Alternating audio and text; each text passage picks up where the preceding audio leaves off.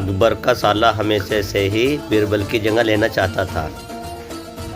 अकबर जानते थे कि बीरबल की जगह ले सके ऐसा बुद्धिमान इंसान संसार में कोई नहीं है। फिर भी जोरू के भाई को वे सीधी ना नहीं बोल सकते थे। ऐसा करके वे अपनी लाडली बेगम की बेरुखी मोल नहीं लेना चाहते थे।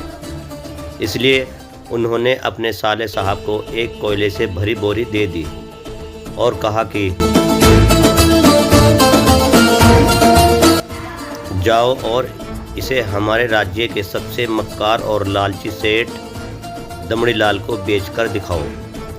अगर तुम यह काम कर गए तो तुम्हें बीरबल की जगह वजीर बना दूंगा।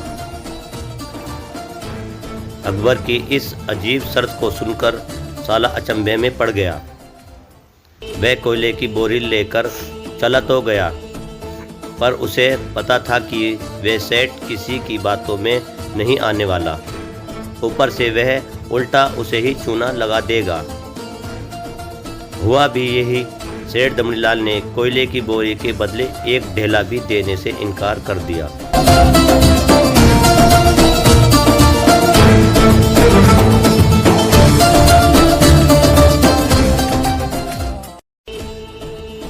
साला अपना समूह लेकर महल वापस लौट आया और अपनी हार स्वीकार कर ली।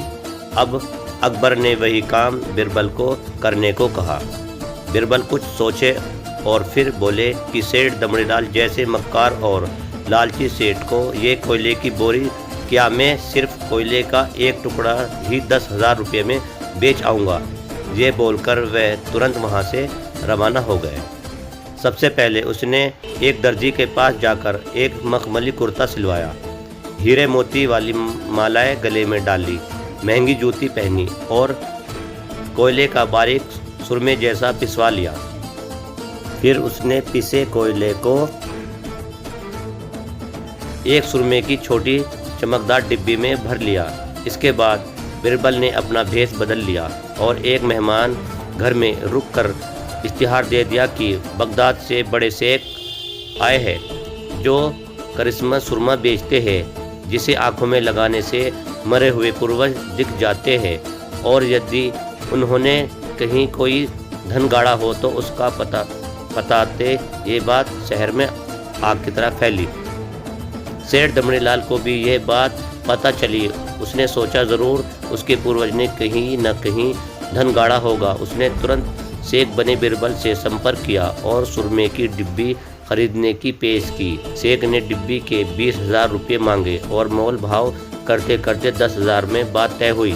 पर सेठ भी होशियार था। उसने कहा, मैं अभी तुरंत ये सुरमा लगाऊंगा और अगर मुझे मेरे पूर्वज नहीं दिखे तो मैं पैसे वापस ले लूँगा। बीरबल बोला, बिल्कुल आप ऐसा कर सकते हैं। चलिए शहर के चौराहे पर चलिए और वहाँ इसे जांच लीजिए। सुरमे का चमत्कार देखने के लिए भीड़ इकट्ठा हो गई। तब बीरबल ने ऊंची आवाज में कहा, ये सेठ अभी ये चमत्कारी सुरमा लगाएंगे और अगर ये उन्हीं की औलाद है जिन्हें ये अपना माँ बाप समझते हैं तो इन्हें इनके पूर्वज दिखाई देंगे और गड़े धन के बारे में बताएंगे। लेकिन अगर आपके माँ बाप में से किसी ने भी बेईमानी की होगी और आप उनकी असल औलाद नहीं होंगे तो आपको कुछ भी नहीं दिखेगा। और ऐसा कहते ही बीरबल ने सेठ की आंखों में सुरमा लगा दिया। फिर क्या था, सिर खुजाते हुए सेठ ने आंखें खोली। अब दिखना तो कुछ था नहीं, पर सेठ करे भी तो क्या करे। अपनी इज्जत बचाने के लिए सेठ ने 10,000 बीरबल के हाथ थमा दिए और मुंह फुलाते हुए आगे बढ़ गए। बीरबल फौरन अकबर के पास पहुंचे और रुपये थमाते हुए सारी कहानी सुना दी।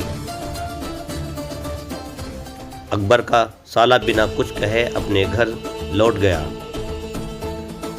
और अकबर बीरबल एक दूसरे को देखकर मन मन मुस्कुराने लगे। इस किस्से के बाद फिर कभी अकबर के साले ने बीरबल का स्थान नहीं मांगा।